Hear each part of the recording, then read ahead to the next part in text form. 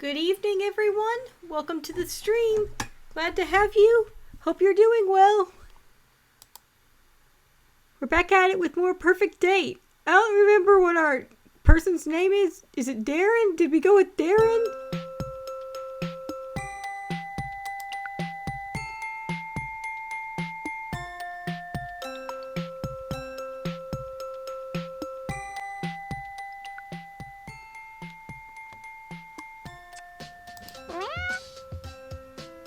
Oliver. That's right, we went with Oliver. And Oliver has been getting drunk with McMurphy. As I continue to not be able to perform a Irish accent. I'm sorry.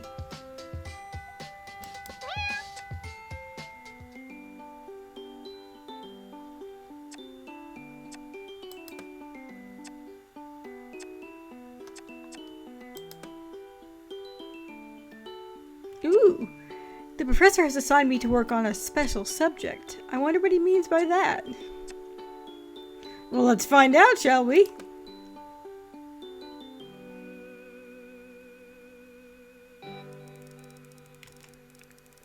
Oliver, I have a very important job for you today.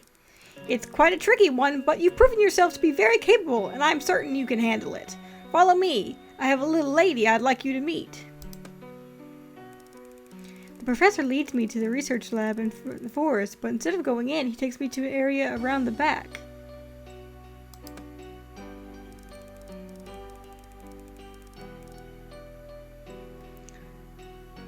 Why you look so sad about it? Oh, I guess because the cat's isolated. This is our brave little nugget Ravenpaw. She has to be isolated over here, don't you, Missy?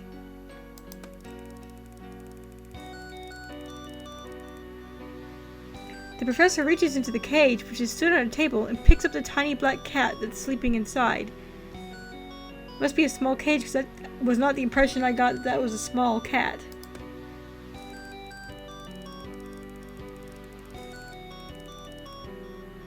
Oh. Interesting eyes. Such a good girl, aren't you? We keep her here, away from the others, because the poor thing is very unwell. Can you see this nasty rash?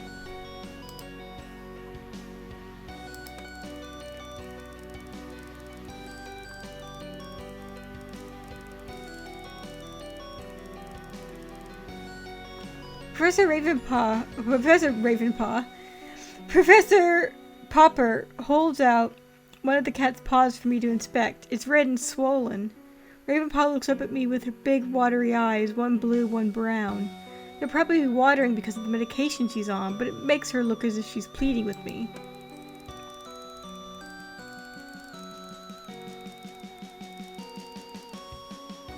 Oh, bummer! What the hell? She doesn't seem to be able to eat without assistance either, poor thing. We've been treating her as best we can, but I'm not sure if she'll make it, perhaps not even to the end of the week. The professor lets out a sad sigh. Why is she like this, Professor? What did you do? Why do I have the feeling you caused this?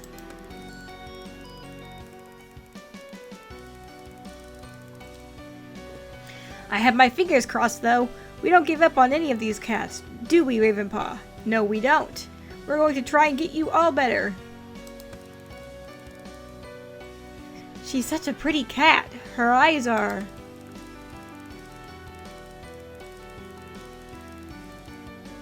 enchanting, aren't they? She's a very pretty cat indeed, and she knows it too. You could tell. You know what a pretty thing you are, aren't you? I reach out to stroke Ravenpaw, but she struggles away from my hand. Ah, she's getting cranky. I think we've kept Grumpy Pants here awake for long enough. He puts her gently back in the cage and locks it shut. Ravenpaw seems to fall asleep instantly. I hope I didn't distress her. Of course not, Oliver. She's usually very wary of humans before she gets to know them. When I first found the poor thing on the beach, she almost scratched my eyes out, in spite of the terribly fragile state she was in. The professor smiles at the memory.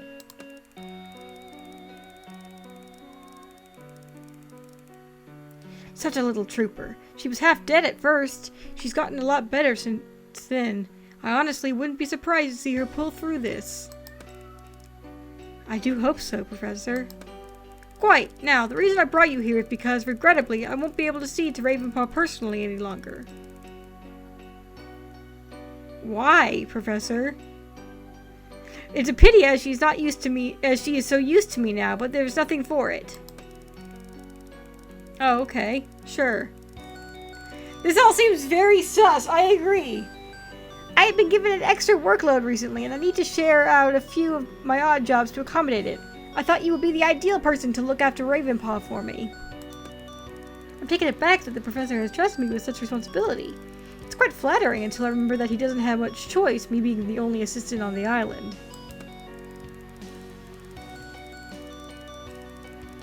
Ah! They're putting the cream on her rashes! The cream that causes boils and shit! Aren't you? Aren't you, Professor? Though maybe they don't know it at this point. Maybe at this point in the timeline, because we're getting this piecemeal. So maybe they hadn't figured that out yet? I don't know. I don't like it, though. Every day she requires a change of dressing, a dose of medication, some cream rubbed into her rashes, and a syringe full of some nutrient milk.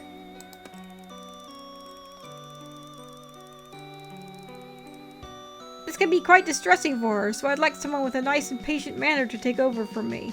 Would you be interested, Oliver? I mean, I don't have much of a choice. Of course, sir! I'd love to help out any way I can. That's what I'm here for.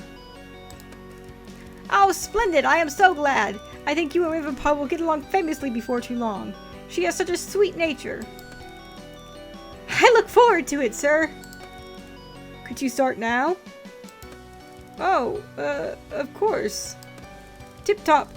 I shall be in the lab if you need me for anything. Please don't be afraid to give me a shout. I'm terribly sorry to burden you with this so suddenly, but I have such a lot of work to do right now. For your mystery client with the creams. Okay, Professor.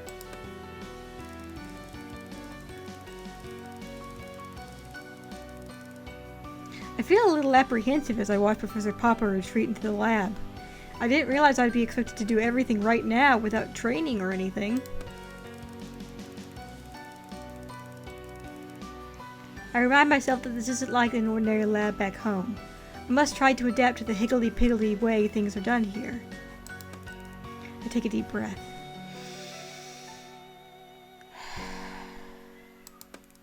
Change your dressing. I can do that. Hello, pretty kitty. I'm very sorry, but I have to disturb you. The small cat lets out a sad mew as I lift her out of the cage. Oh, I know. Life is unfair. Now, where are your dressings? I put Ravenpaw next to the cage on the table. She lays down compliantly. She obviously knows the routine. She has a large bandage on the side of her ribs. I begin to gently remove it, trying hard not to pull on her skin too much.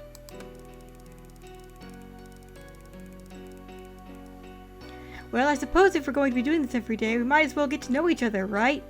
So...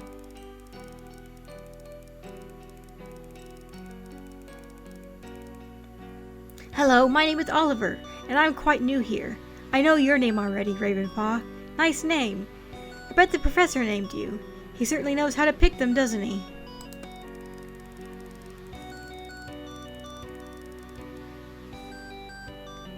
The cat tenses as I remove the last of the plaster and reveal a scar on the patch of bare skin where the professor has shaved her for surgery.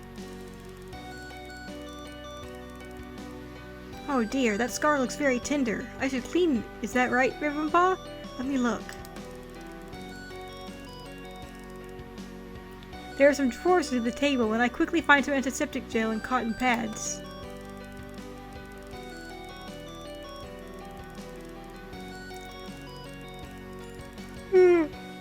Excuse me. I don't know why I'm so sleepy. Now, Ravenpaw, I'm going to level with you. This is going to sting a bit, but please don't take it out on me. I'm doing this for your own good, okay? Trust me, you do not want this scar to become infected. That would be disastrous. The cat stays perfectly still while I wipe at her scar. She doesn't even make a sound. I have to say, I'm impressed. And a little disquieted. Wow, you are a brave girl, aren't you? Well done. When I was a child, I cut my arm on some thorns and had to have antiseptic put on it. As I remember, I screamed the house down. I carefully put on a cream bandage, trying hard not to stick it in her fur, or stick it to her fur. I suppose the medication comes next, doesn't it? What do we have here? I look through the drawers and find a box of pre-filled syringes labeled catatonic. That's ominous, but I assume it's a cat tonic?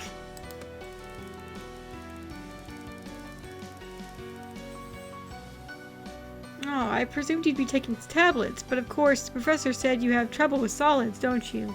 Poor thing. Okay, same thing as last time. Don't shoot the injector.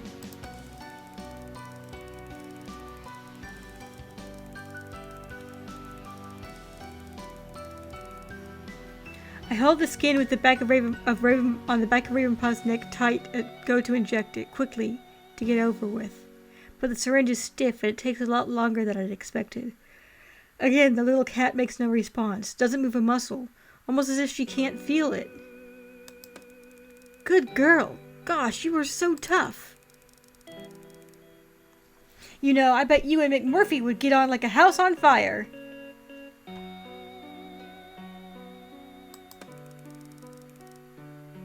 Ravenpaw's ears prick up as if she's heard a rattlesnake.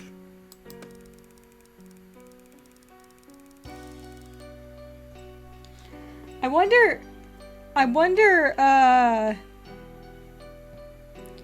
if, depending on which cat you're romancing in this playthrough, when you get to this thing, if it has different dialogue here.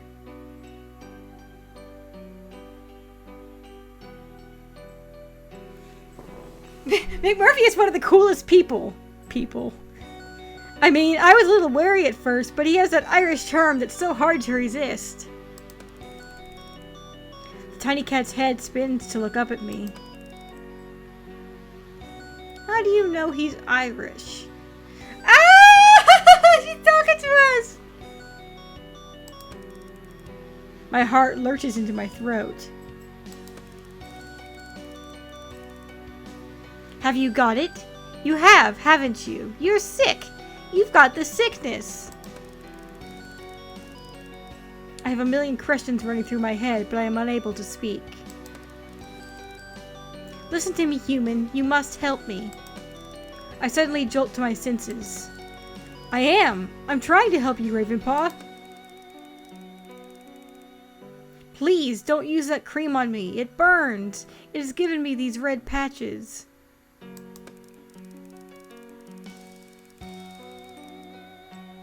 I know it hurts, but I have to rub it into your wounds. Those red patches will get dry and itchy if even infected otherwise. Oh no! Oh no! No, please! I beg you, human! That stuff doesn't help! It doesn't! It hurts!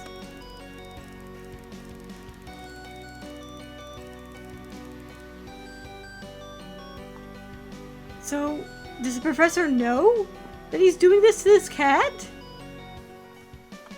I know it feels that way, but it's helping you, I promise. The professor has been caring for you so thoroughly since he found you. I'd get the sack if your treatment went downhill now. That man has only ever hurt me. What the hell, Professor? I'm taken aback. The professor cares for you very much and only wants you to get better.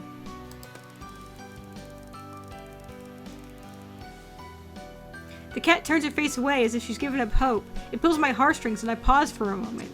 Well, we gotta stop, right? We've done enough of the research otherwise to know that cream is bad news.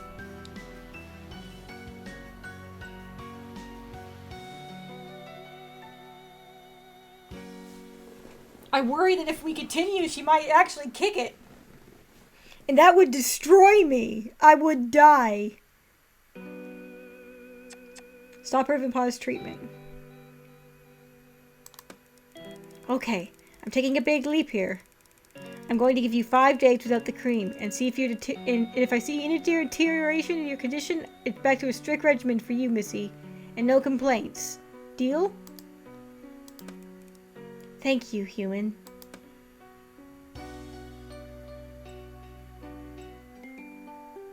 Secret desires? What is that?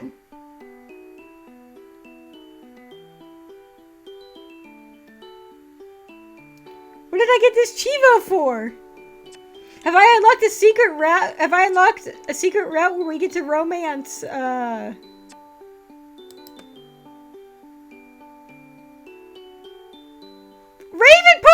She is a dateable option!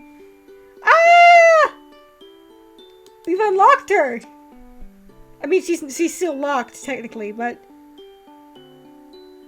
She was the mystery cat.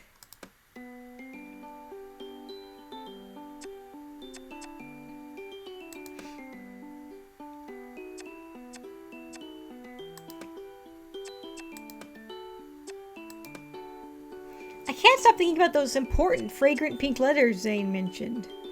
I've got to get my hand on one.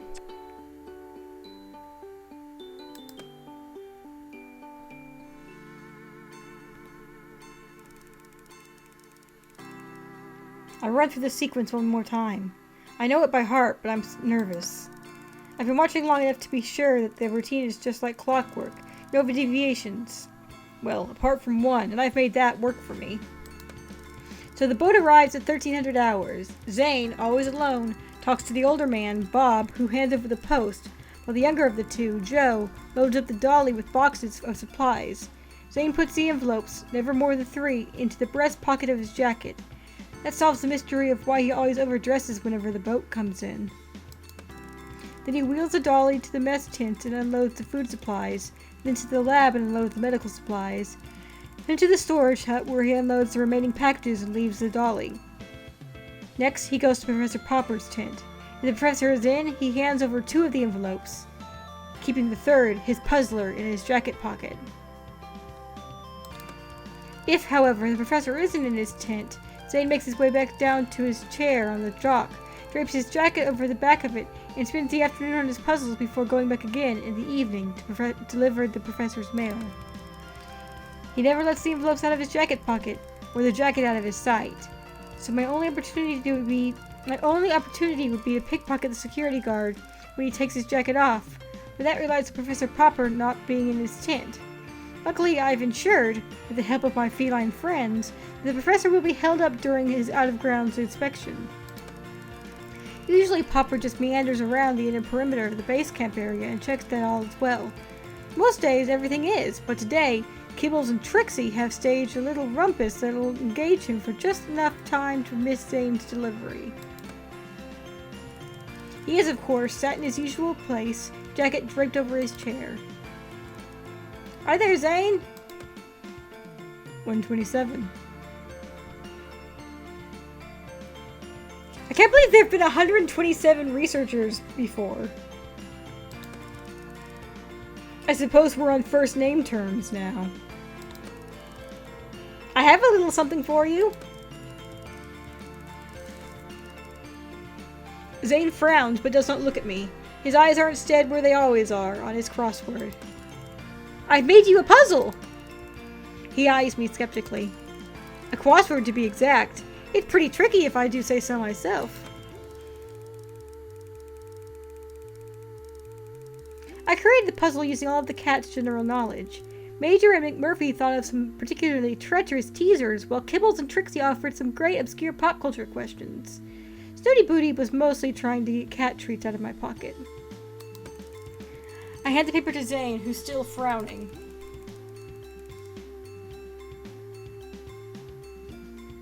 This dick's having a whale of a time. Is this a joke? Oh, it gets harder! Zane peers over the crossword. Why did you make this for me? Well, you know how bored I get, and I like you, Zane.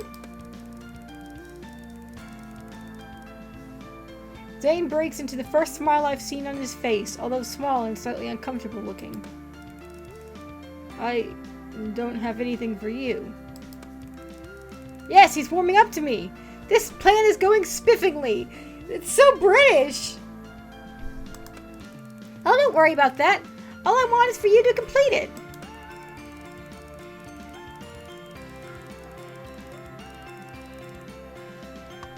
I make my hands into a heart shape while Zane is distracted. I feel stupid, but McMurphy insisted that that would be my signal for him to strike. And sure enough, along he slinks, cool as anything.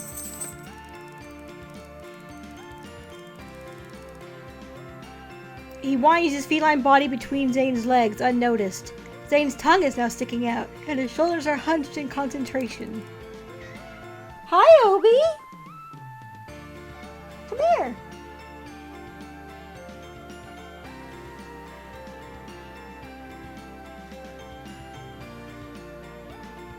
You want up? Hey, buddy. You're kind of stinky.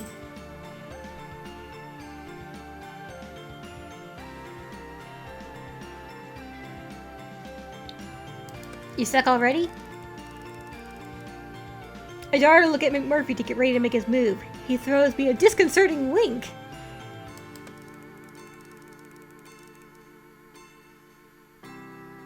Heh! It's not that hard. Just this one about the archetypal counterpart to Yandere? Yandere? I almost pronounced it correctly.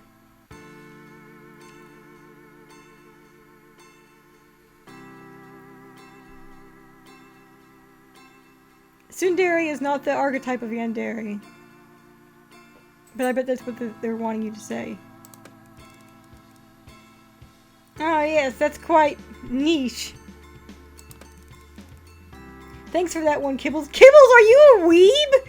Is Kibbles a weeaboo? Is this cat a weeaboo?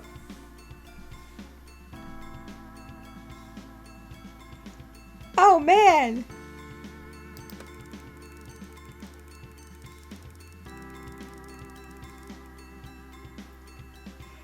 While I engage Zane, I can see that McMurphy has already reached up as though stretching against the chair and nudged his nose into the inside breast pocket of the jacket.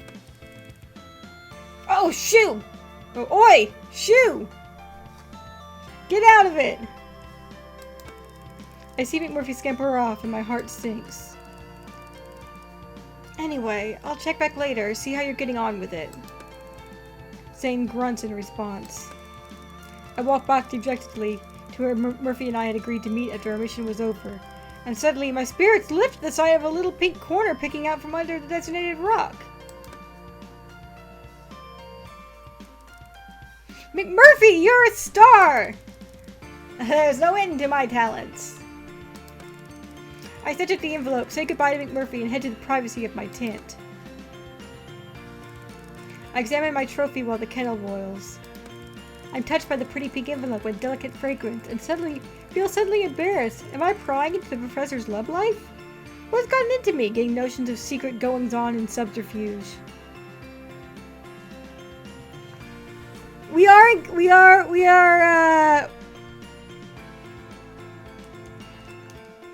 We're not encouraging alcoholism currently, but we will be here in a second.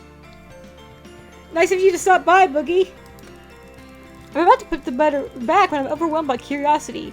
I wonder who the professor's secret love could be. What are they like? Woman? Man? Other? Before I can contain myself, I have steamed open the flap and am peeking inside. It's not at all what I expect, and my previous suspicions come flooding back. This paper is in stark contrast to the pretty pink wrapping. It's a typed message on white paper. Percival. I have been informed of your latest subject. I would rather hear about such things from you personally. It would not be wise to take my silence for authorization. Please keep this in mind for future transactions. I will let this indiscretion slide. But as ever repeated, I will have no choice to deal with you the way I dealt with 124. Ooh!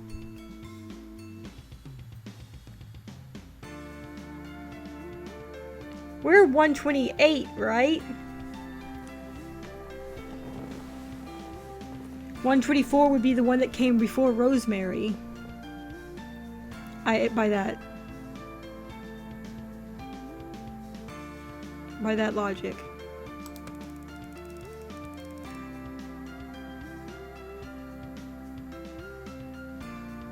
As for this project, case studies number 6 is aesthetic.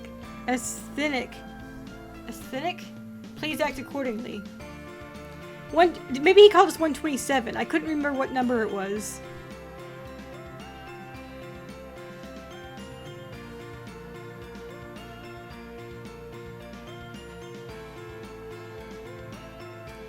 No, that would mean that if we were 127, that would mean that Rosemary was 124. So I don't know. Maybe we were 128. Aesthetic hasn't gotten any cynic. What does aesthetic mean?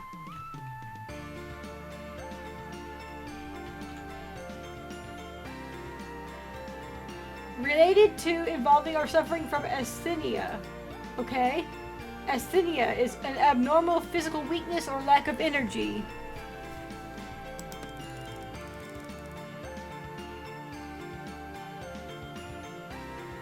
P-103 has been unsuccessful. Void any further investigation. Lab 09 has received its newest batch. Protocol to begin on the 8th. Finally, I trust your new assistant has arrived and is proving to be more helpful than the previous one. We seem to have had a run of bad luck in that particular area.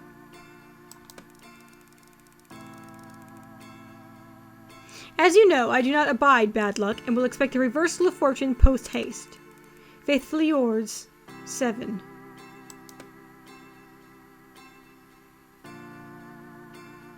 What does that mean?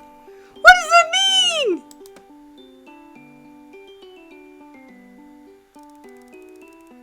You had a lovely nap and wake up feeling revitalized.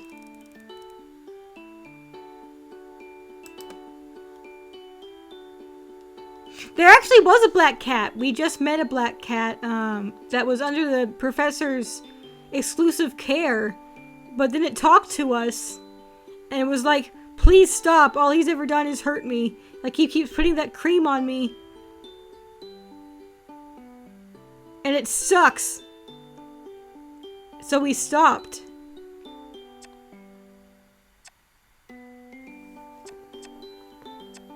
Alright, let's romance. Come on, McMurphy.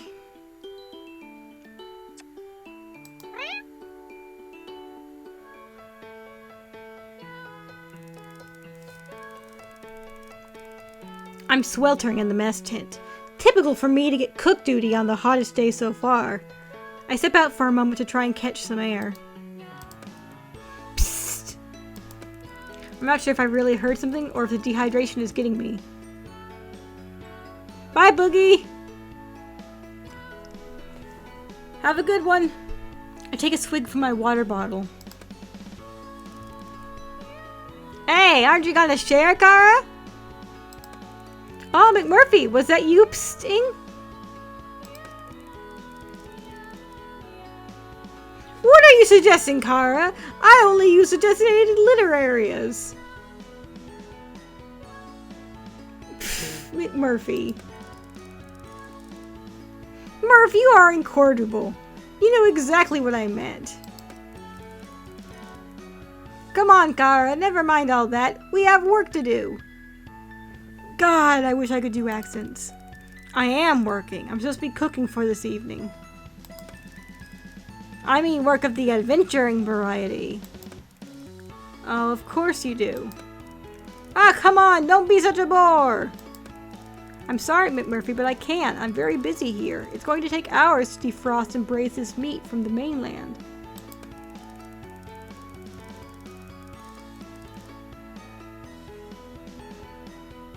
Well, if you come with me, you may end up providing a much tastier dish in half the time. What do you say, Kara?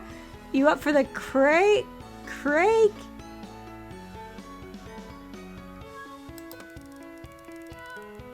What are you saying? You mean I should just bunk off?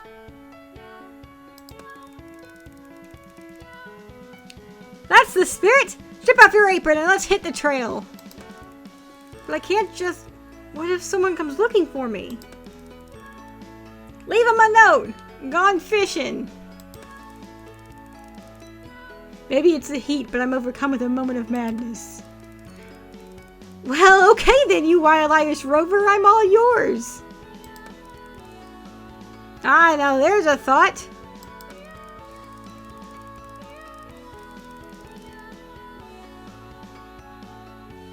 Before I can answer, he slunk into the thickening of the forest behind the clay cooking pits.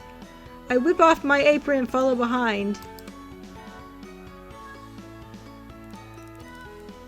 Wait, Murph, it's too hot to run. Then we really ought to cool ourselves off, eh?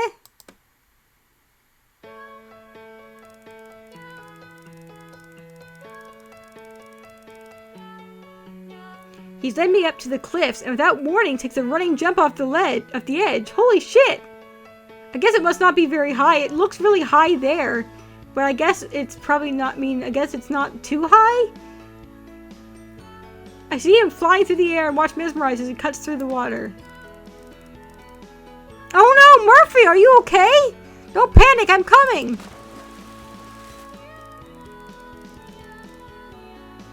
I kick off my flip-flops and shorts. You kick off your shorts? Are you just wading in your underwear? I'm surprised at how shallow it is and that I'm easily able to stand. Murph, where are you? I frantically search about, fearing for his safety, and suddenly feel something brush against my legs, making me scream out loud. What's that? I look down into the clear water and see McMurphy speeding along the seabed like a shark, fast and sleek, and suddenly breaking up through the surface with something in his mouth. McMurphy, you could swim? What on earth is that thing? Oh my, it's a fish! I could see he's smiling even with the sprat in the way. You can fish? He spits the fish back into the water. There truly is no end to my talents, Kara. You could say that again, but I have so many questions I don't even know where to start.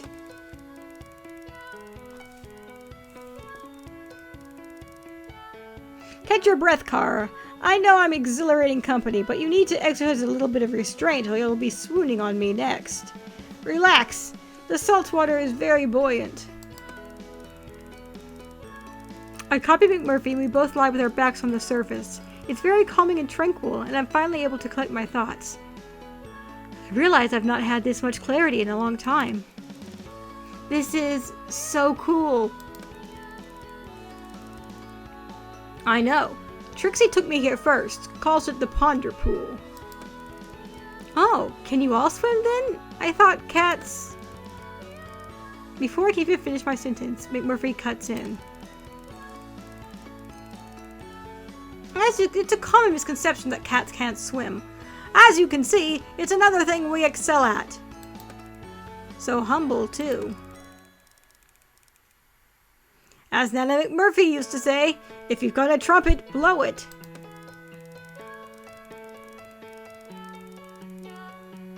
What about the fish? Where did they come from? There are no birds or fish on this island. It's one of the first things they tell you in orientation. And that's just because they don't know. Don't know what? Ah, it's better if I just show you. Come on, Kara, follow me. We swim for a while, with Murphy leading the way on with purpose, and then he stops. Well, notice anything interesting? Well, the water is much cooler and deeper here. Anything else? Can you feel anything? Jolene wants to learn to swim, oh yeah?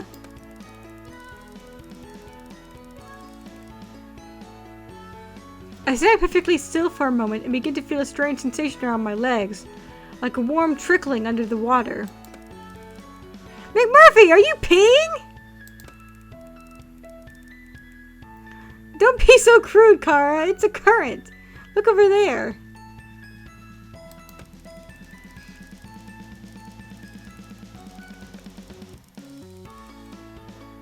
refocus my eyes until they see what I thought was a rock shadow. It's moving. It comes closer into focus and I realize it's a shoal of small fish darting in and out of one particular spot. What is that? I don't understand what I'm looking at. Isn't it enough to just see, Kara? To experience? Do we always have to understand everything? Well, yes, that's my job. It's who I am, McMurphy. I'm a scientist. It's in my DNA to seek to understand. She does not shy away from water. That's cool. Gotta love a good cat who loves water. Come on then, scientist. Let's take a closer look. We moved closer to the area where the fish are gathered. I put my hand down and realized I could touch them and even pick them up, but something is stopping them from swimming further inland.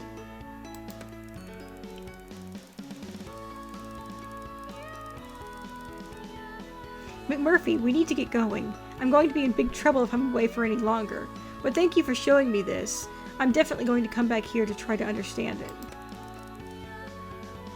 I wouldn't waste your time, Kara. It wouldn't be a waste. I'm committed to finding it all out.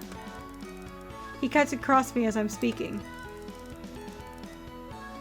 I meant coming back to this particular spot. The fishes won't be here. Oh, I see. It's only at certain times?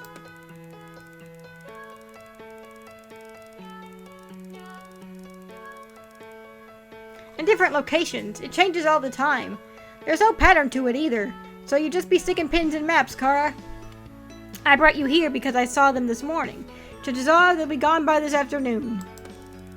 The disappointment must be apparent on my face because McMurphy switches lanes super fast to distract me. Okay, Kara, it's time to strip off. Huh? That t-shirt would make a lovely net. Let's go fishing. Oh, I see. Go fishing! Do it!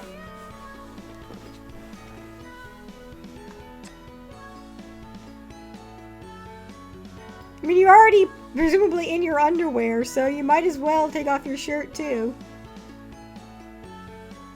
We took off our shorts, but not our shirt. Yeah, apparently. I like to think we're still wearing the lab coat and shirt. So the tails of our lab coat are just getting, like, super wet. Well, I guess our shirts get super wet, too, because we went swimming proper. We didn't just wade out into the water. Anyway, go fishing. I whip off my top and use it as a net to scoop off as many fish as possible. It's quite effective. Great idea, Murph!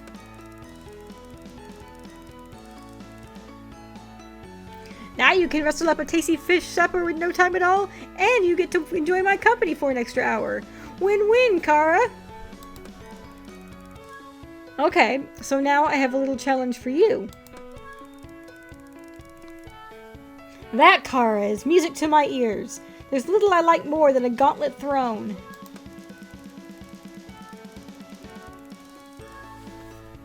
Well, it's hardly a gauntlet, more a brain teaser. How am I going to explain the rest to my team this bountiful ocean offering? Why tell them anything at all?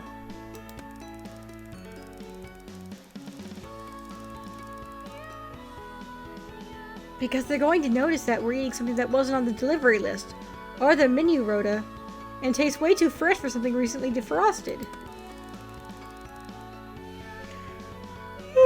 You worry far too much about things that really don't matter, Kara.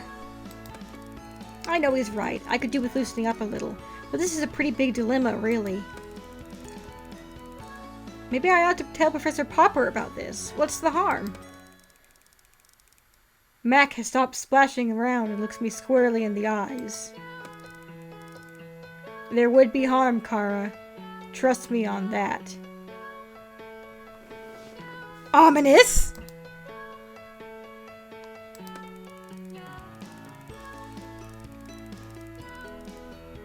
Obviously, I don't mean that I'd tell him about you or anything that would endanger any of us. Just that I noticed this shoal of fishes and I took some. End of.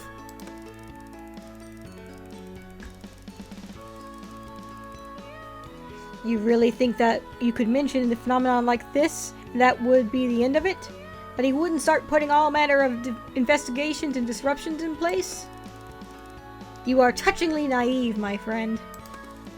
I feel myself blush. I am being a bit naive, but I don't like the thought of lying. So what do you suggest then, if you know so much about everything? Give me a plausible story and I'll follow through. McMurphy lets out a wild howl and splashes water at me. Now that's what I like to hear, you impetuous daredevil, you.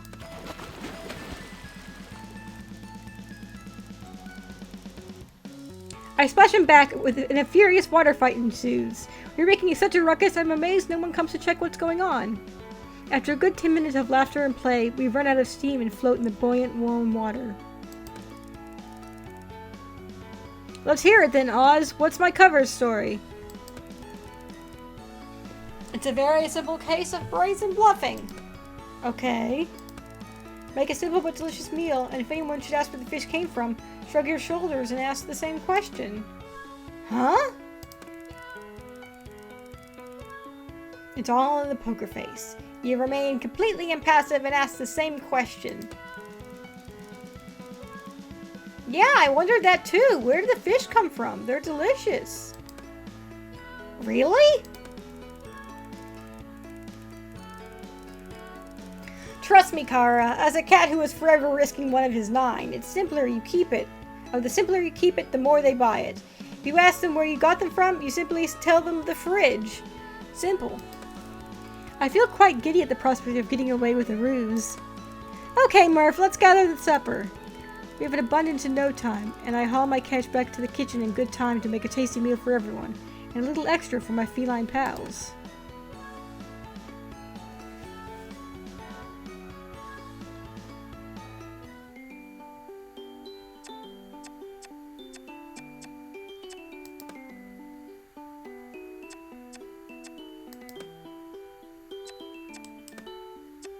I can't believe we took off our shorts, but not our shirt.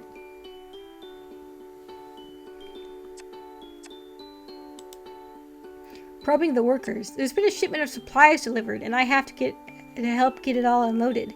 Maybe I could get some info while I'm there.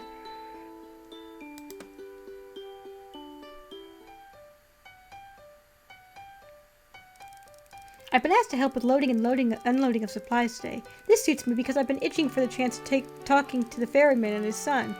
I'm curious to see if they have any useful bits of info that might help me on my quest to find out the real story of this island. The boat only comes once a week, and every other weekend. The weekend deliveries are all the good things, food, mail, treats, etc., and the mood is always lighthearted. The midweek trips, on the other hand, are strictly work-related and tend to be early morning when we're all a bit grumpy, or late at night when we're overtired. Today it's so early that the light has only just broken. Zane and I are waiting down on the jetty. They're late. Really? It's only 5 minutes. Bob's never late.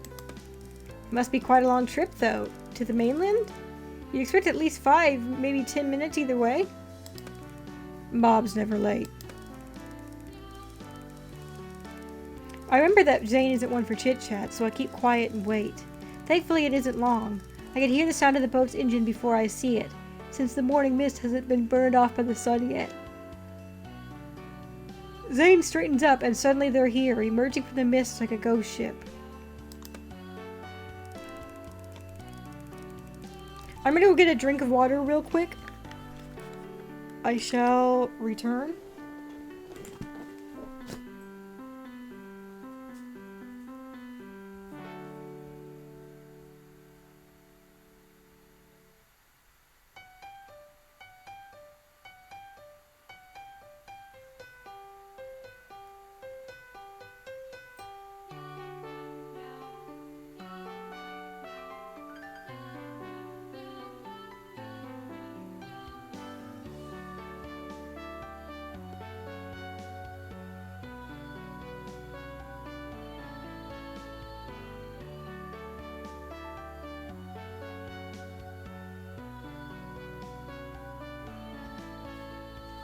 Okay, I'm back. Sorry, all this reading is thirsty work. Hup.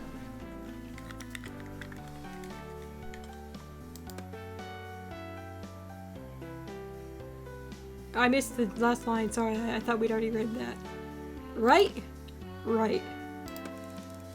Another man of few words. I nod to Bob's son Joe, and he nods back. I'd guess we're the same age, but he's huge. Problems? A few extra crates. Held us up 5 minutes.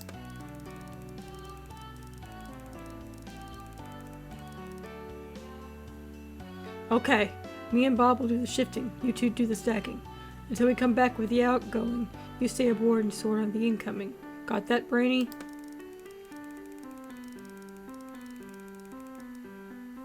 He's looking at me. Brainy? I'm totally excited that Zane is giving me a nickname, but a little crushed that the nickname is Brainy. Sure, you bring 'em, we'll fling 'em.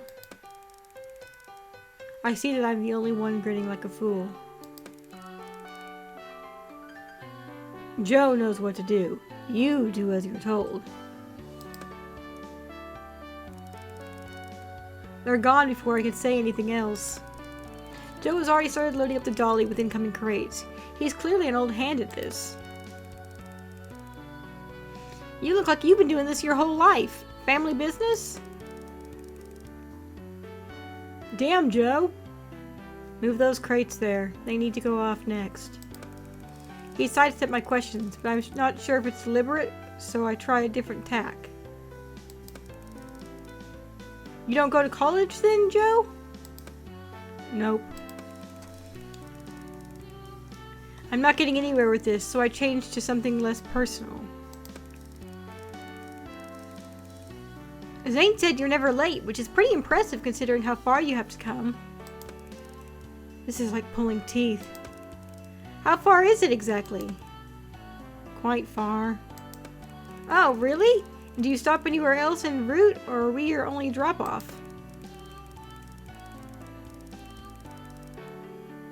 And suddenly, Joe has stopped what he's doing and is standing toe-to-toe with me, locked onto my eyes so that I can't look away. Are we about to kiss? You have a lot of questions in you.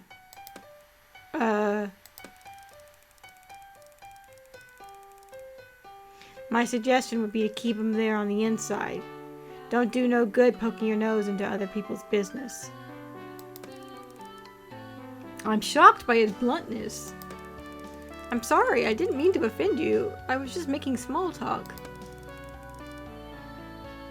You live with all them cats.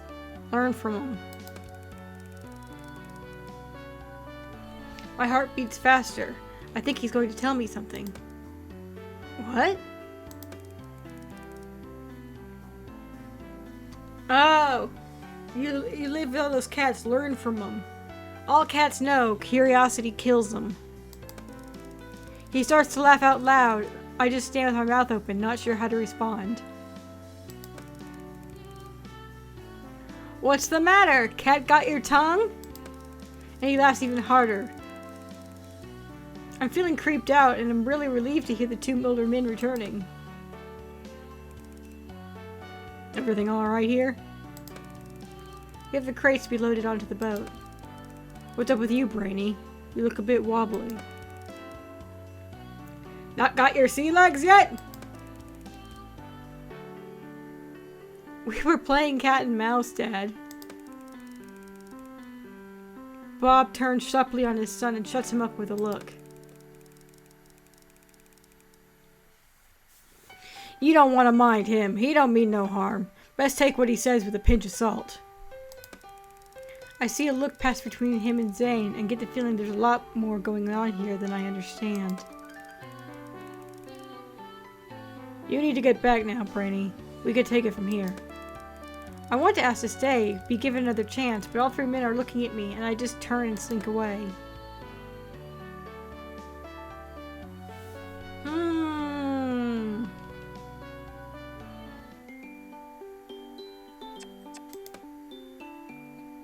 I think that's all the recon we can do right now, yeah. Is there any more research we can do now?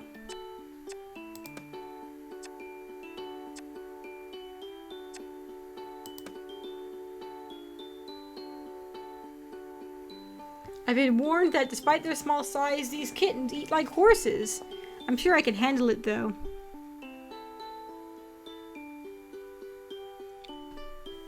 Yeah, Joe was able to identify that we had the sickness, so... Or that, Luke, was it?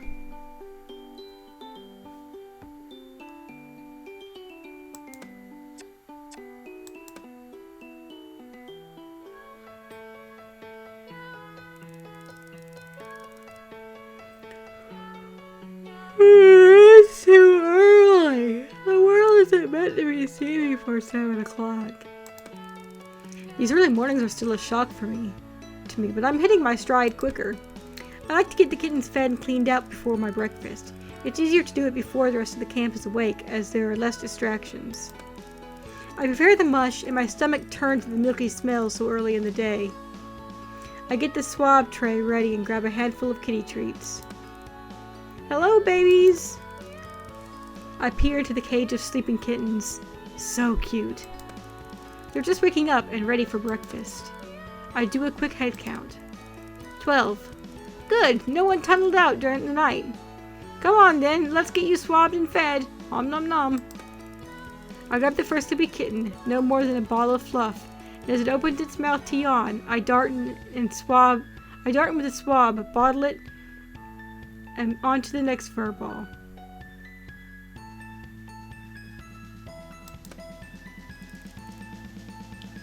You're getting good at this. Oh, Trix! You're up early. Going to bed late, actually.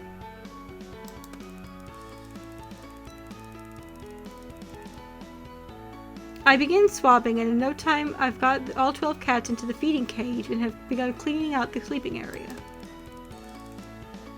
Aw, cute! How long will they stay here for? I'm not sure.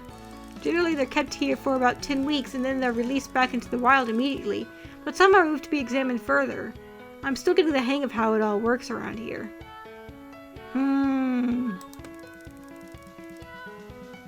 It's a shame that they aren't all released, isn't it? Yes, I suppose so, but they'll all be released eventually, just some later than others. You think so? Well, yes, unless they're very poorly, like Ravenpaw. Trixie winces at the mention of the black cat's name. Very few of those kittens actually get released into the wild, Oliver. What do you mean? Of course they do, as long as they're healthy. Oh wow, and you know this, do you? You release them yourself? Well, no, but Professor Popper told me that the kittens get discharged in between 10 to 12 weeks. Oh, I see. Trixie smiles, but it looks fake. Sus! If I were you, I'd tag one of this litter. Oh no, they're too young for tagging. You have to wait until they're at least 12 weeks.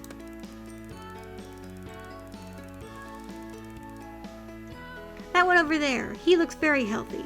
I'm sure if you tagged him, you'd be able to see for yourself what happens to the healthy kittens. As I go to answer, I hear the breakfast bell in the distance. Oh, Cinderella has to fly! And the calico cat is gone as quickly as she appeared. Come on, the kitties, let's get you back into your nice clean cage.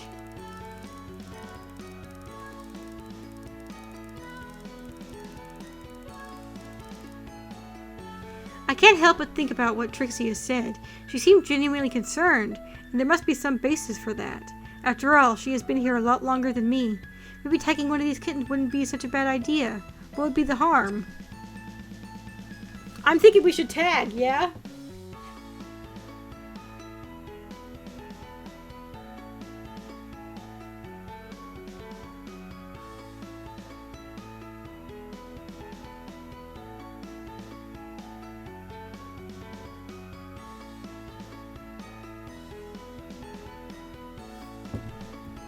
Alright, tag it is. Come on then, back to... Before I even finish my sentence, my hand has grabbed the chipping pin, and I've tagged the plump gray male. Probably silly, but it won't harm you, and it could teach me something useful. Tag!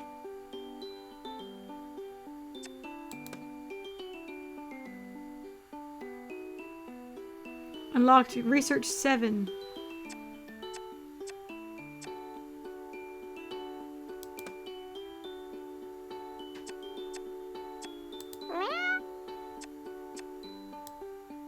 We're at 40% on the antidote. Nice. Now, let me see. Is that everything I need? I refer to my mom's recipe.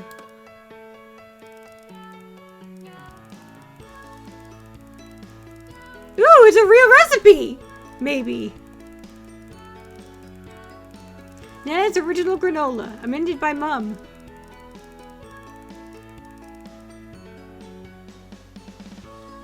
Large rolled oats, pumpkin seeds, sesame seeds, sunflower seeds, walnuts, flaked almonds, pecans, dried apricots, dried cherries or cranberries.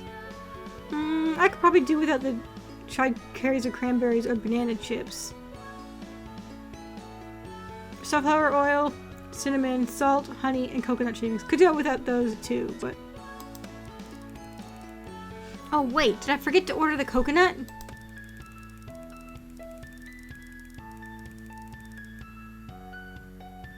I rummage about in the supply box that arrived this morning until my hand finds the bag they're searching for. Phew, coconut shavings are a necessity.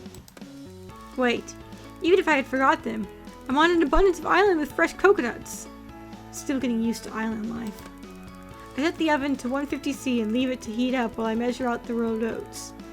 I have quadrupled the quantity so that, hopefully, it will last the whole summer. It seems vast compared to how much I make at home, but it would be disastrous if I ran out.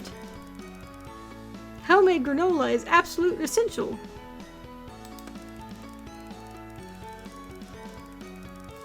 Well, now I kind of want to make this. I should have taken a screenshot. I mix the dry ingredients, oats, nuts, seeds, and spices together in a large bowl, and then I add the wet, honey and sunflower oil to form a golden moist consistency. I've actually added a splash more oil than suggested. The mixture was feeling a bit drier than usual. Next, I spread it evenly on the baking tray lined with parchment, partly to save the washing up, and whack it in the oven for 20 to 30 minutes, checking often because the seeds tend to burn quicker than I expect. The smell always drives me crazy. Toasty, warm, homey. I miss my mom. Once done, I add the fruit as it dries and cools and put it into several large glass storage jars. Make sure to stuff fistfuls into my mouth as I do.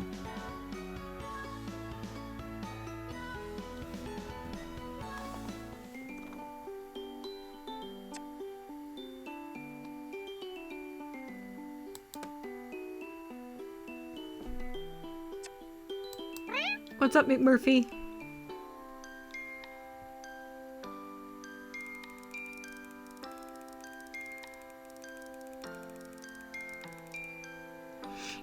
It's too beautiful a day to be slaving in a hot lab, so when Murph invited me for a stroll, it was easy to say yes. Not that I'd need much incentive to spend time with him. He's very engaging company. Yeah, sesame seeds. That seems like an interesting call, but I'm into it. We've come to one of my favorite spots where the cliffs sweep upwards and above the blue water. Suddenly, without any warning, McMurphy plunges over the top of the towering rocks. I run to the cliff's edge with my heart in my mouth to see what's happened. And there is a sight as I still haven't gotten used to. He is in the water, more otter than cat, waving me to follow. Jump, Kara, jump! Sure, the water's grand! McMurphy! I am shocked by the shrillness of my voice. I hadn't intended it to be quite such a shriek. I was aiming for stern admonishment. That's so dangerous! You could do yourself serious injury, or worse from such a height.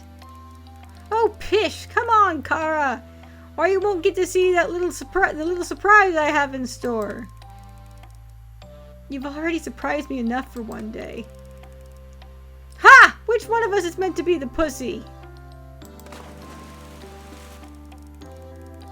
At this, I am filled with an indignance that takes over my body, and before I know it, I am halfway between ledge and water, bracing for impact. This way! I am still catching my breath as Murphy's head disappears from the surface. My mind is saying, "No, this is ridiculous. Get back on land this instant." But my body is following the Irish cat.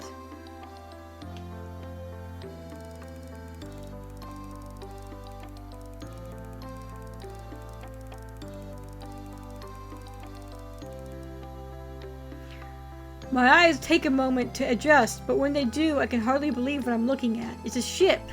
As we approach from the stern, it looks pretty much intact. I can see the name on the rear port side, and though faded and worn away in parts, the words are unmistakable. Kitty's Desire. Could this be the ship that crashed on the island? My head is swimming to the excitement and lack of oxygen. I flounder to the surface to catch my breath.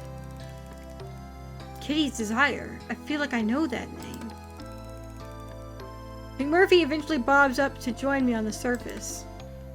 Surprised? A shipwreck? Here? This is a very old island, Kara. A lot has happened here. But how did your ship even get here before the path was made? Hey, don't ask me, Kara. I'm just in it for the grog. McMurphy smiles and dives back into the murky depths. I follow, a filling fish bag in comparison to Murphy's sleek figure.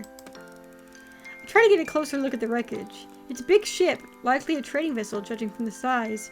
It's hard to tell how old it is, but it certainly isn't modern. Maybe 18th, 19th century?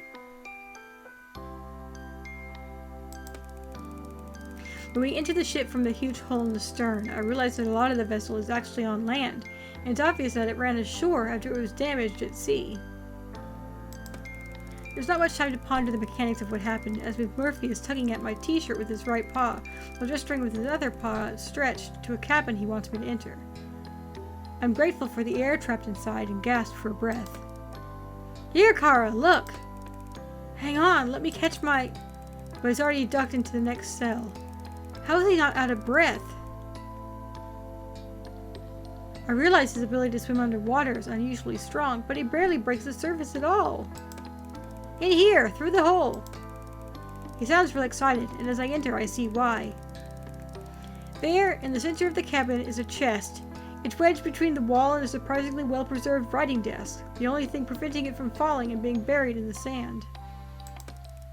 A treasure chest! I sound like a giddy child and feel embarrassed, but McMurphy joins in my glee, and suddenly we're cheering and laughing together. Go on then, open it, Kara! Use those opposable thumbs of yours. Okay.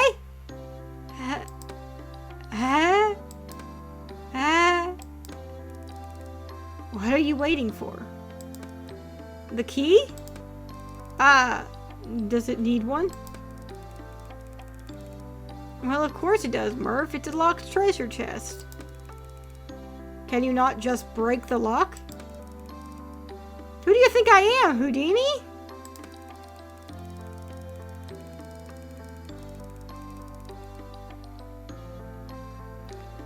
I don't know about that, but I do know you're a very clever scientist whose thirst for knowledge matches my thirst for grog. So you get yours, and I'll go get mine. The Moggy grins before darting into the next cabin, and I hear familiar clinking of bottles shortly after. I decide to try the lock anyway while Murphy is getting his. I look around for anything that I could lever it with, and I'm disappointed. Everything except the chest and desk must have been washed away a long time ago. We'll have to come back with some tools to tackle that lock, Murph. There comes no response. McMurphy is obviously still busy with his looting and pillaging, so I decide to swim to the beach to get a better look at this wreck from land.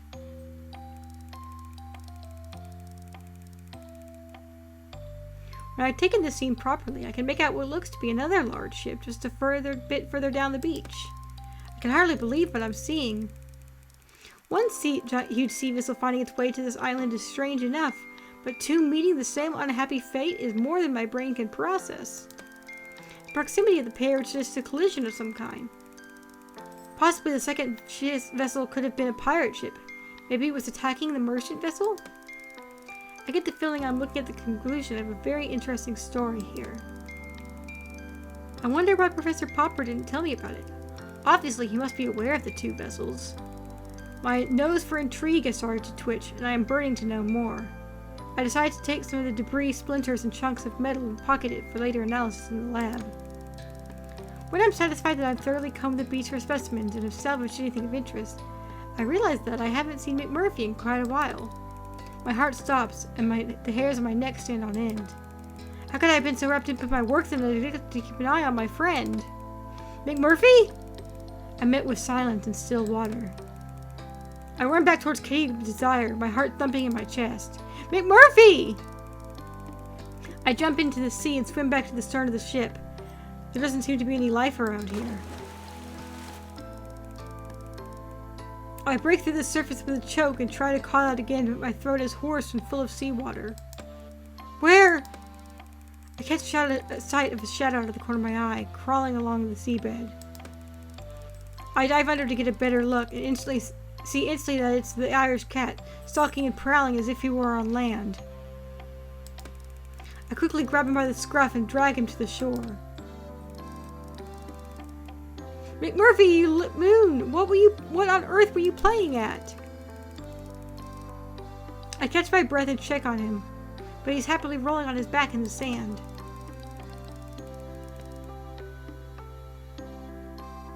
Me?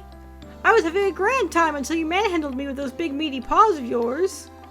Do we get serious or let it go?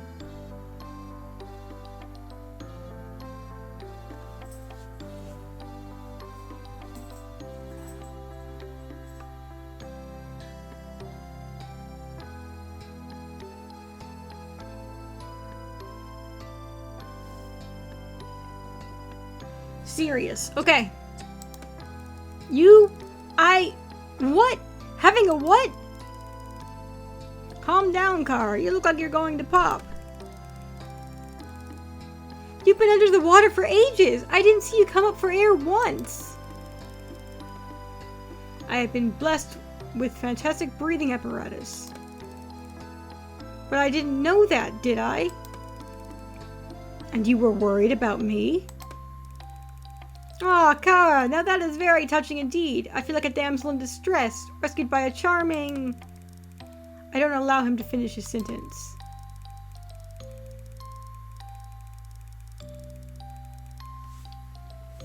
You may think you're very clever and funny, but let me assure you that no one else here is laughing. Jumping off cliffs without warning and drinking while you're swimming? Not very clever at all. I wasn't drinking while I was swimming. That would be impossible. I know. I tried. The more cross I am, the more amusing McMurphy finds it.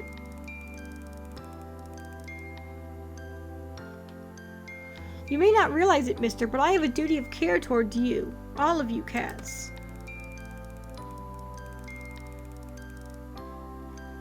So if something happens to me, you're afraid you'll get into trouble? And there was me thinking you care for me because you like me. He's deliberately turning this around, and it infuriates me further. Stop being so manipulative! You know how much I care for you! Of course I do! But you can be very tricky too, you know. Shall we open this? He's reached over for a bottle of grog he's taken from the wreck. Looks like you could use something to take the edge off. No, McMurphy, I don't want any of that. Thank you very much. So what is it you do want, Kara? He flashes me a raffish grin. Ooh, raffish, that's a good word. I want you to stop being quite so reckless. You'll give me a heart attack.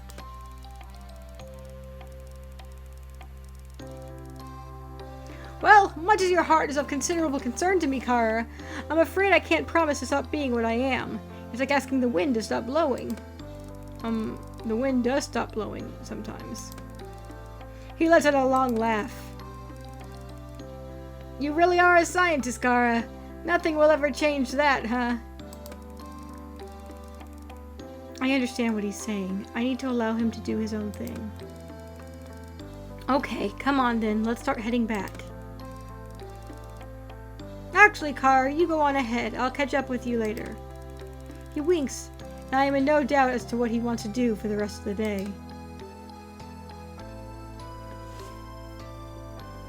I don't know if that went over well or not, but it's fine. Oh, I have Discord open. Sorry, let me close that.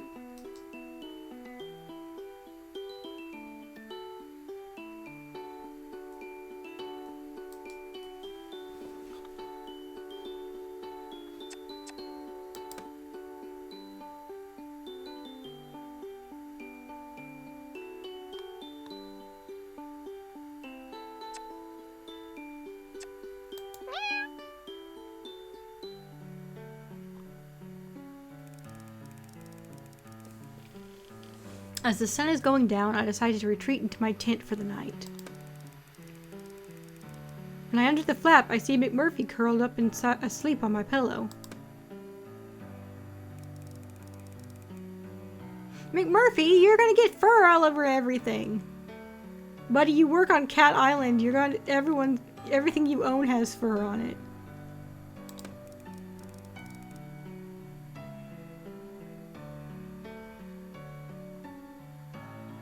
Oh, hi there, Kara. You're back late, you rapscallion. Scallion. Why are you in my bed? Ah, come now. We both knew I'd get in your bed eventually, didn't we? My hand reaches for the spray bottle, but Murphy throws up his paws defensively. I'm an unarmed cat, Kara, and I actually came to give you something for good behavior. Don't make me send it back now. Give me something? What?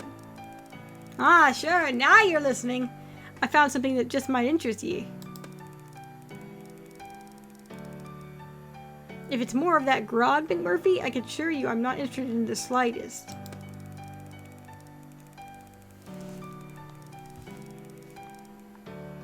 I sit on the end of my bunk and push him off my pillow, but allow him to stay on the bed.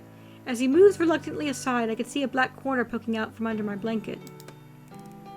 What's that?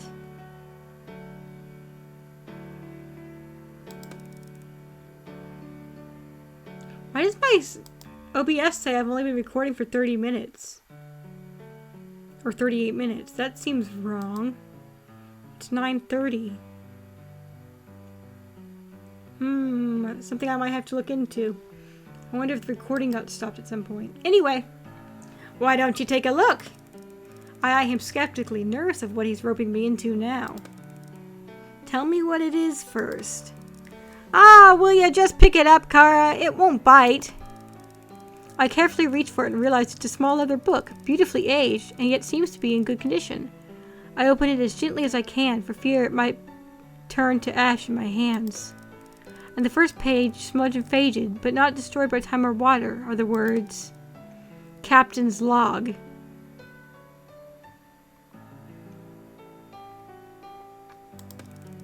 I can't stop myself from gasping out loud.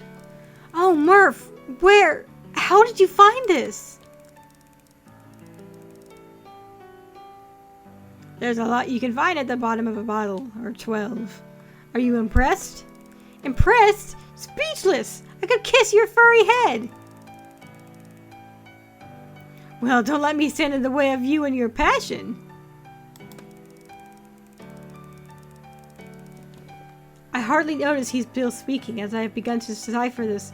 Have I begun trying to decipher the entries, and I'm instantly engrossed. 1789. The men are getting restless.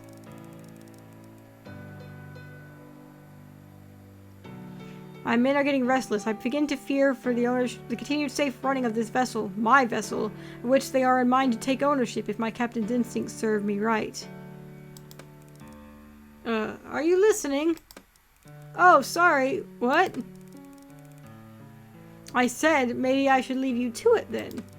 Yes, no, wait, McMurphy! Tell me where you really got this from. Was it the treasure chest?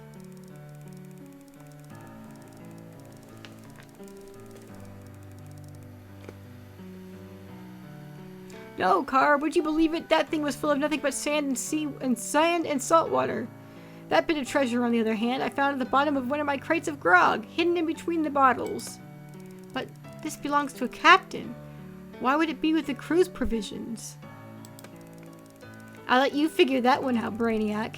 Think of it as a puzzle to keep you amused on all your cold, lonely nights. McMurphy smirks and saunters out of my tent.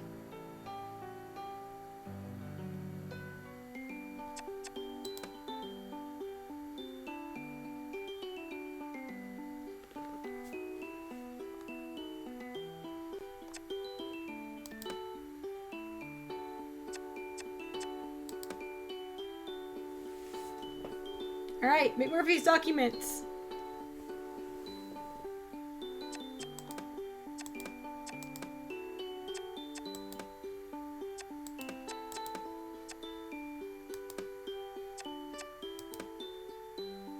Ah! Ninja cat. Okay. Recon 5.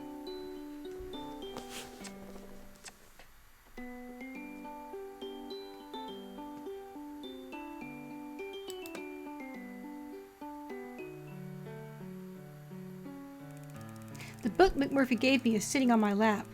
I wonder what a pirate's diary is doing on this island. Maybe there will be some clues within?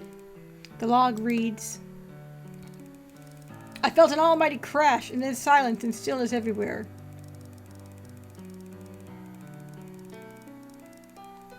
It took a few seconds to gather my thoughts and understand what had happened here.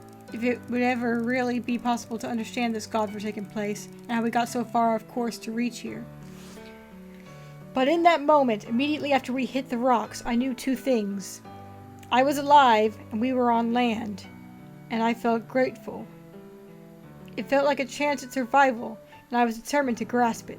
I felt my legs intact, thank God, and began crawling over the slate and shingle that seemed to stretch upwards to eternity.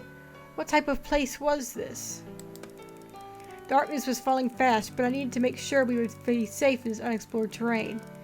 Who knew what would happen during the long night? What creatures it may bring? Even what strange meteorological anomalies?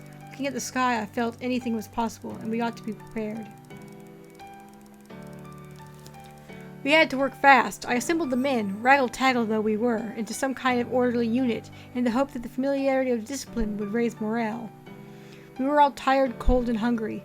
Some of us needed medical attention. This was not going to be easy, but it's what I was trained for, and I would rather die than let my men down. We need to make some shelter. My voice sounded thin and weak against the sound of the waves crashing. At the first light, we looked around and began to take stock properly. It was gratifying to see that the temporary shelter we had cobbled together last night was still intact, and no disasters had befallen us to add to the difficulties we were already burdened with. Considering the conditions we erected this makeshift cover in, and in how short of time, I felt heartened for the first time since we were out at sea, before the strange electrical storm began that ended up with us being thrust here against the unforgiving rocks of this terrifying place. We could do so much more with daylight on our side and food in our bellies.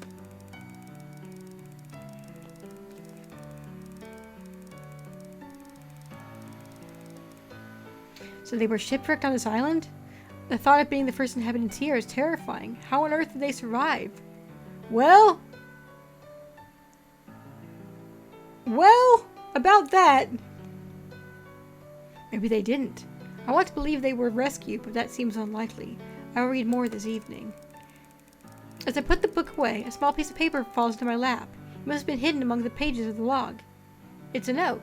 Maybe a letter?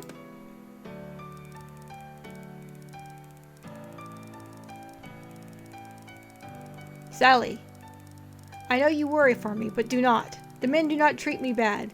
They give me food and do not beat me so much anymore.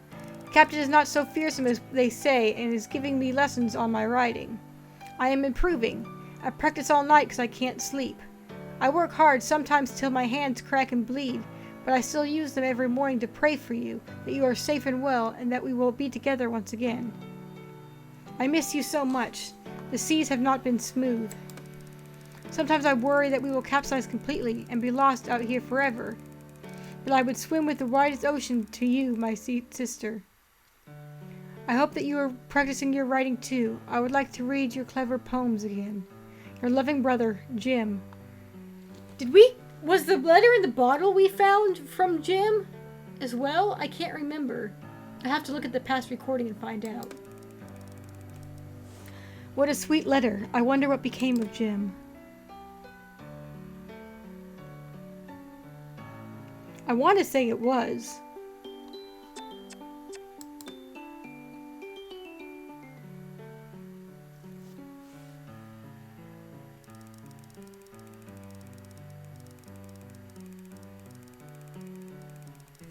Trixie and Kibbles have brought me to the ridge where the pools of colored water collect. We call them the rainbow pools. It's a beautiful day, and there's a vivid rainbow across the sky. Kibbles is on the other side from me, shouting. Whoa! Look at this! Come over here! He sounds further away than he is. My hearing isn't quite right, but I don't mind. What is it? You need to see it! Suddenly I'm beside him. He's looking over the edge of the cliffs, and when I look down, the sea is further away than I expect. It's such a long way down. Do you see? I feel a push from behind, and I begin to fall. And as I begin to fall, I hear Trixie laugh. Curiosity did what? And I'm not falling at all. I'm floating, light as a feather. Fly, little bird! Fly away home! This is the best feeling ever. I'm going higher now, up towards the rainbow. I'm going to touch it. Mind you don't get scorched by the sun. I feel myself being shaken. Yumi, you really got to go in now. It's too hot to sleep. It's too hot out here to sleep.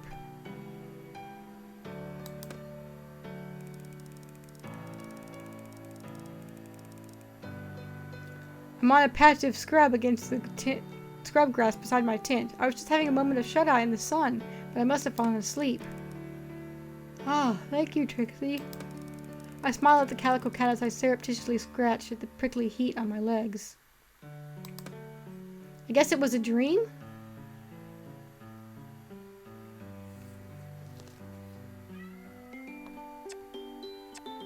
Alright, time for our last romance.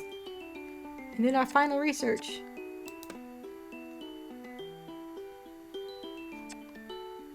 Will we have courted McMurphy? We'll find out.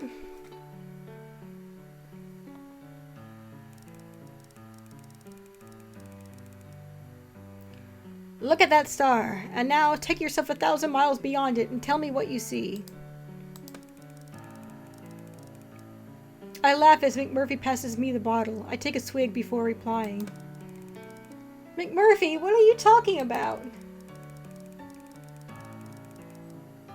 Just do it, Kara. That big shiny one way up there. Go 1,000 miles beyond and tell me where you get to. I smile. I'm partying on Venus. Oh yeah?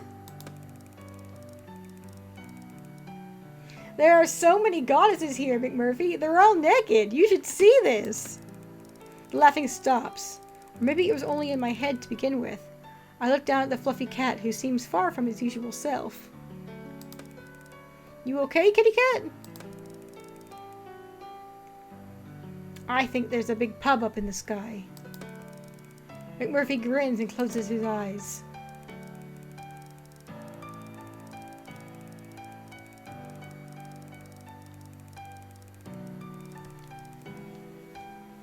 And there I am, my big human toes warming by the fireplace, and my long hair is the same dark golden color as the ale I have in my man hand.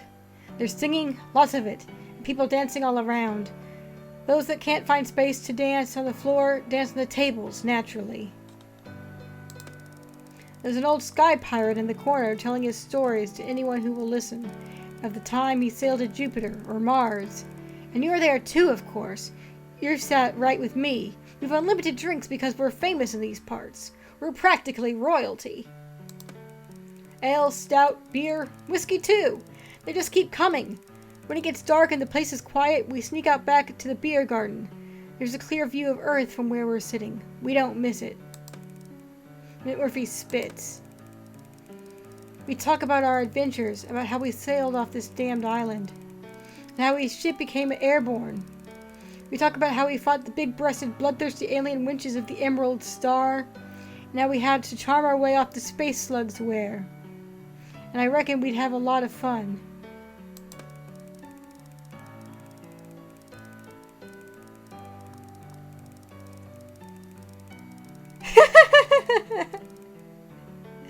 Of course, you wouldn't be able to keep your paws off me. You'd be begging for a kiss, and I'd be saying, "Now, Kara, I'm not a piece of meat, you know." And you'd be saying, "Oh, McMurphy, please, just one of your world-famous kisses, the fancy French kind." And I'd be saying, "Please, Kara, control yourself." I start snickering again. What are you laughing at?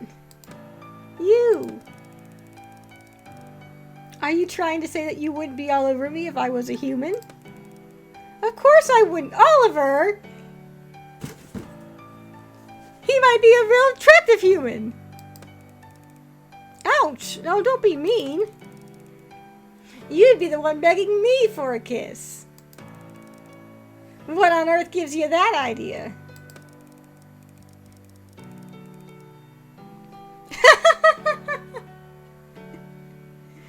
Ah, top of the morning, Kara. I love you so much, to be sure. Give me a smecker. Bigora.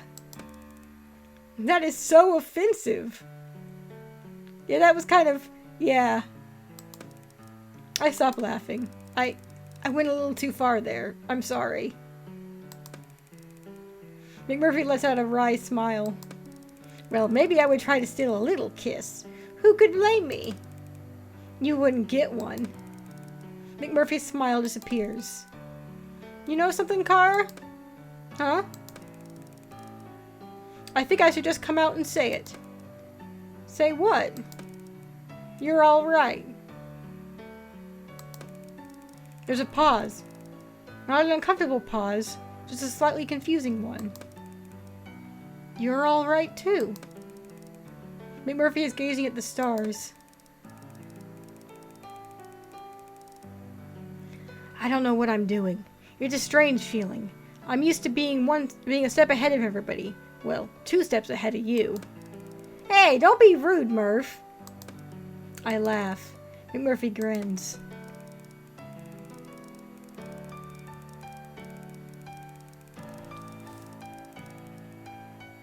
This feeling isn't new to me, but I'm still not sure what it is. All I know is that you get me in a way no one has before, and I get you too, even if you don't care to admit it. I guess it's time to let the cat out of the bag.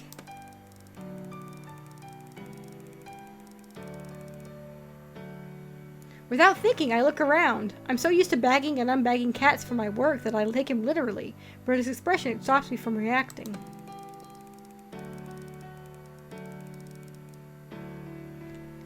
I have become attached to you in these past few weeks. You have captured my heart, and I don't want to be without you, Kara. I kind of want to turn him down to see how that plays out, but I want to see what kind of cat Oliver looks like. Let's romance this cat. Wow, I wasn't expecting that, McMurphy.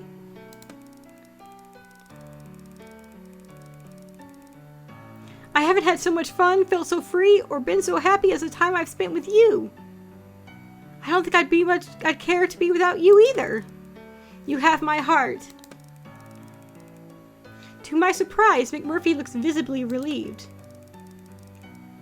Well, Kara, I look forward to many more adventures with you.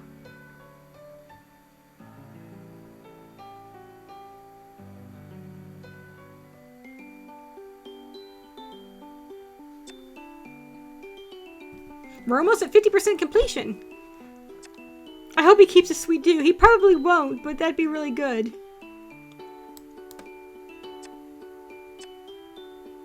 Wait, did we do everything? Yeah, we did everything. Okay.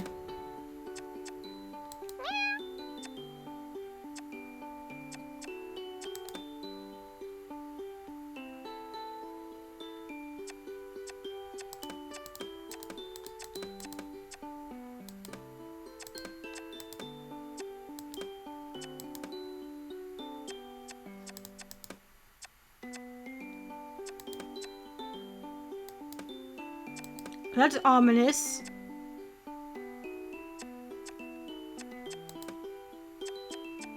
Alright. Research 7. Professor Popper says we'll be testing some experimental medicines today. I just hope I have the stomach for it.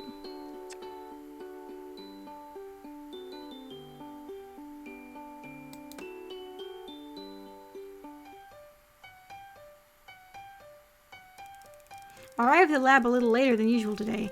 I got held up by the incredibly important task of petting all the cats I saw on my way in. Really crucial stuff. As I enter, I see a large, unmarked wooden box on the table. Morning, Professor! I was expecting you to be working alongside me today. I'm not, I'm afraid. I'm actually rather in rather a hurry, but I needed to explain to you a new protocol I'd like you to carry out for me. He opens the lid of the crate, and inside are rows of small, clear bottles, each containing white fluid. What's this? Milk? No, these are samples from our offshore lab. Samples of what? So many questions! Curiosity is a marvelous trait for a scientist. Now, I want you to run some tests on these. I want you to check how they respond to contact with compounds 16, 18, and 24. Notice you didn't answer the question, Professor. Oh, that's exactly what he says! I noticed how deftly he evaded my question. Once you've done that, provided there are no complications, I need you to apply the sample to some of the cats and record the results. I beg your pardon? Apply the sample to the cats, Oliver. We're looking for specific reactions. Of course, sir, but oughtn't I have a little more information before I start applying an untested product to a living subject? Look, Oliver, I understand your concerns. Of course I do.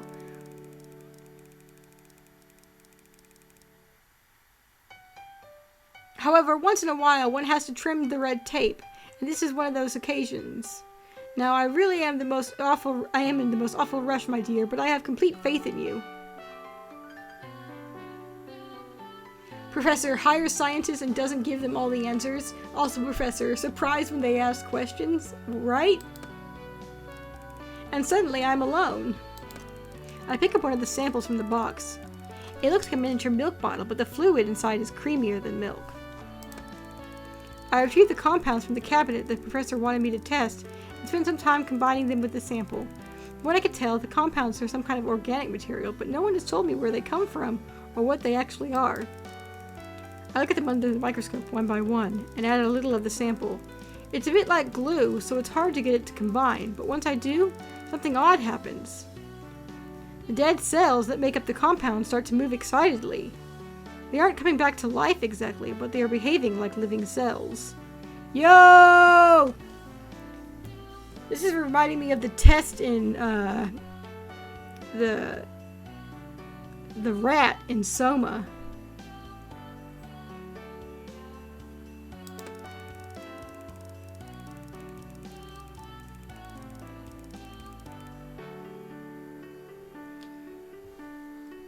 Refuse to administer the sample? Administer the sample.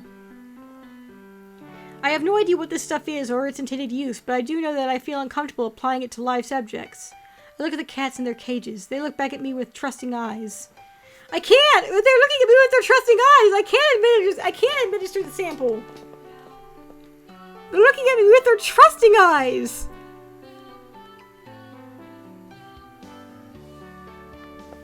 Right? We're in agreement on this, yeah?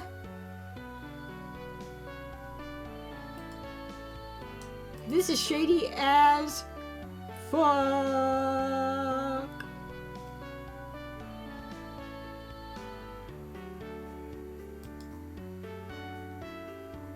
Right. Refuse to administer the sample. No, I'm not going to do it. If the professor continues to withhold information, then I think it's only right that I put the responsibility back on him. He can carry out this procedure himself. I send Papa a message from my catalog.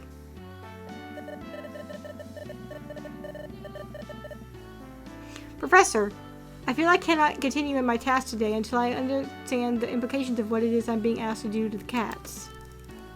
I don't get a reply right away. Eventually the catalog beeps. Professor Popper has replied. Oh dear, that's disappointing.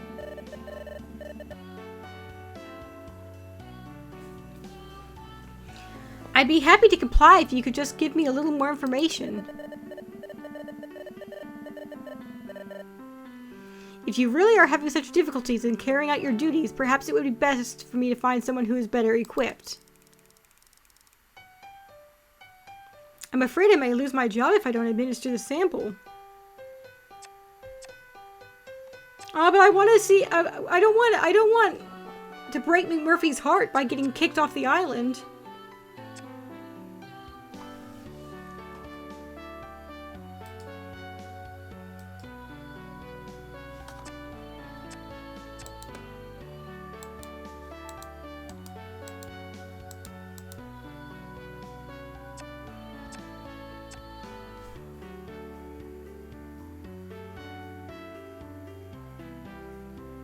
What do you want to do?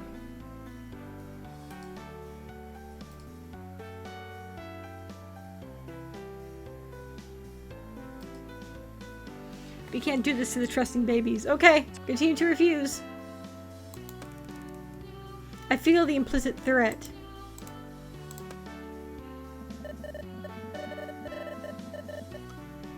I'm sorry you see it that way, sir. I love my job here, but this oversteps a personal boundary. Collect your things. You can catch the boat in the morning. I still can't quite believe what happened and that I'm really heading home already. I went to see the professor in his tent last night. Oh, I feel so bad for McMurphy. I was hoping to straighten things out so I could continue working here, but he wasn't there, and I received a curt message from him asking me that I be in the boat first thing in the morning. So here I am, heading to the jetty where the boat is waiting for me. I feel very alone in the morning mist, no one to wave me off. Oh well, it's too late for regrets now. I shall focus on the excitement of returning to my old life. Straight, even after such a short time, I can't seem to remember much about my life before. Joe, the ferryman's son, takes my bag and helps me onto the boat. That was quick. You drink all the boss's whiskey or something? Something. He looks at me suspiciously. Must be bad then. Playing with the cats instead of working? Let's just go, shall we? I can't wait to get home. And where would that be? What's with that face when you say that? Huh? Home. You do know where your home is, don't you? Don't be daft. But for some reason, my mind won't focus, and I can't seem to remember. Are you going to kill me? Where then? It's... Don't worry, you just sit there for a minute. Dad? The elder man comes out of the cabin and joins us on the deck. Got a problem here, son? I reckon so. This one can't even remember their own name. What? Yes, I can. It's, Before I can answer, the older man has pulled what looks like a gun from his coat and is aiming it at me. It's not personal, Oliver. We just have to take precautions. Can't have any problems reaching the mainland now, can we?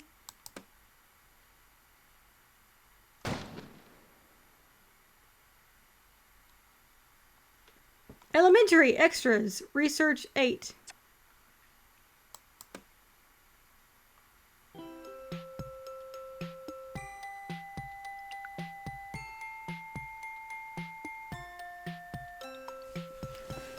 I feel bad that we didn't get to see McMurphy's ending properly. We'll have to try another playthrough later.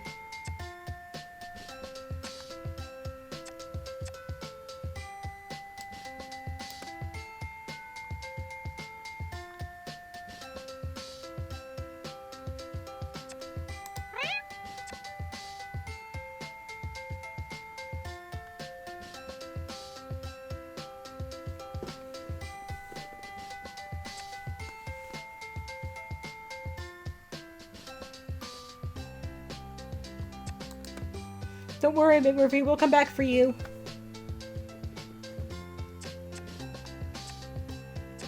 I guess it's time to call it a night. Thanks. Man, what a bummer. Yeah, Love Drunk must be the ending that we were going to get if we had played along.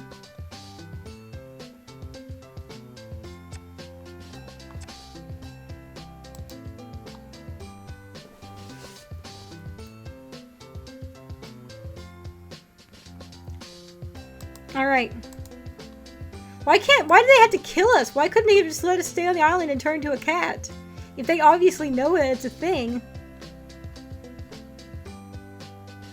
This game is a roller coaster, I agree.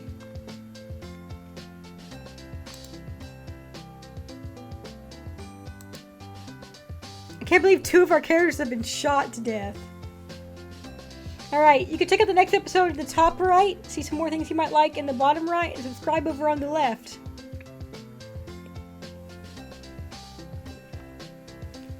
If you're watching on Twitch, you can't do any of those things, but you can follow me, and I'd appreciate it a lot. You can do that by clicking the little button. I don't know where the button is. Find the button, click it. Good job. If you're watching on YouTube, thanks a bunch. Come check us out live sometime on Twitch. We stream Thursdays and Saturdays at 8 p.m. Central, and we'd be pleased as punch to have you. Sorry we got Oliver killed. Womp womp. I knew what was probably going to happen if we did that, but we stuck to our guns. Good night, everyone. Rip Oliver.